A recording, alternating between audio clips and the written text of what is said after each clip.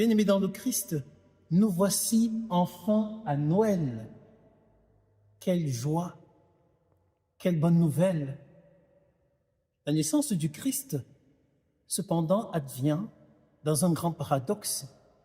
Ce paradoxe jalonne tous les textes des différentes messes que notre liturgie, dans sa grande sagesse, propose pour célébrer cette belle fête de Noël. À la messe de la veille au soir, Saint Joseph s'étonne de ce que sa femme promise est déjà enceinte. Il veut la répudier en secret, parce qu'il est juste.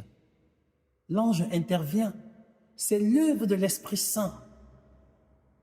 Noël est l'œuvre de la miséricorde de Dieu pour les justes comme Saint Joseph.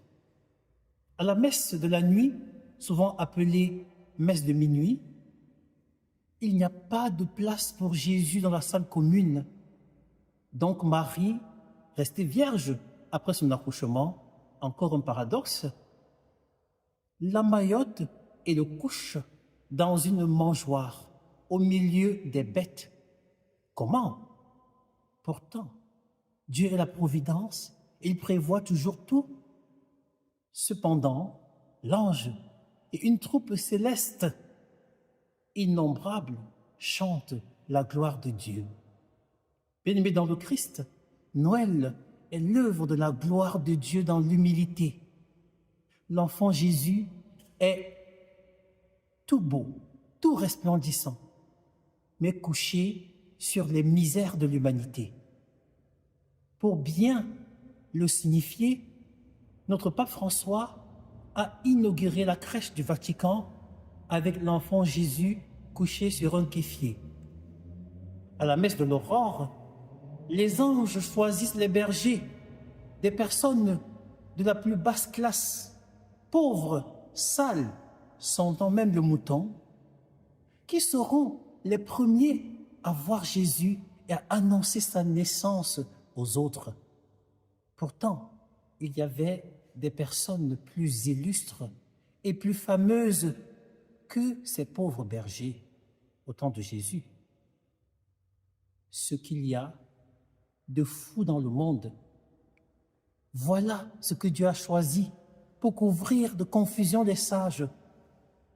Ce qu'il y a de faible dans le monde, voilà ce que Dieu a choisi pour couvrir de confusion ce qui est fort, dit Saint Paul dans sa première lettre aux Corinthiens, au chapitre 1, verset 7.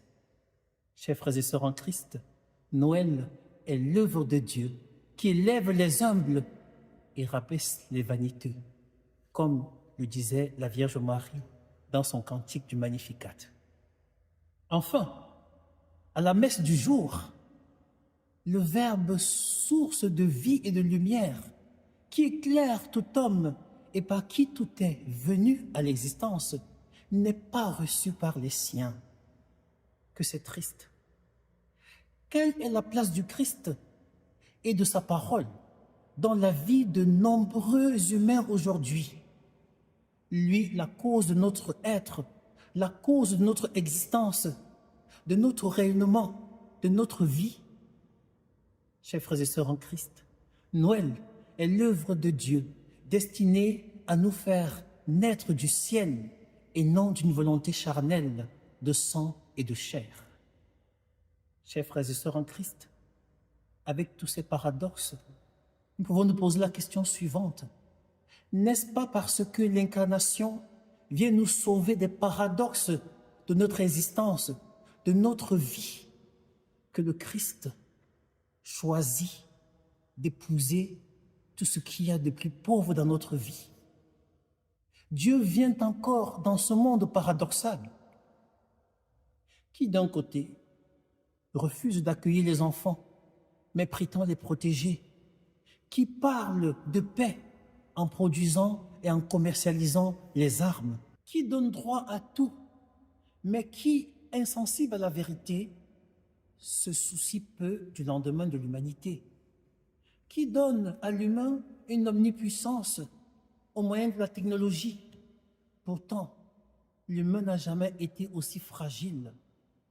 qui aiment la fête de Noël, mais ignorent le Messie, qui adorent l'art sacré dont fait pour Dieu, mais refusent de glorifier Dieu, qui prétend avoir la foi, mais refuse de la recevoir de sa source qui est l'Eucharistie. Chers frères et sœurs en Christ, mais c'est dans ce paradoxe que se cache le mystère de Dieu fait homme, l'Emmanuel, Dieu avec nous. Laissons la lumière de Jésus nous sortir de ces ornières de mort et de péché personnels et collectifs. Oui, accueillons cette lumière qui nous vient de la crèche et non des centres commerciaux ou des magasins. Oui, la vie qui était auprès de Dieu s'est manifestée dans la plus grande fragilité humaine, mais aussi dans la plus grande puissance de Dieu. Au milieu des paradoxes de notre existence, choisissons le chemin le plus sûr, celui de la vie qui vient de l'Emmanuel, de Dieu avec nous. Bonne fête de Noël à nous tous. Messager de paix, il a donné sa vie pour la vie des hommes. Il vient, messager de paix.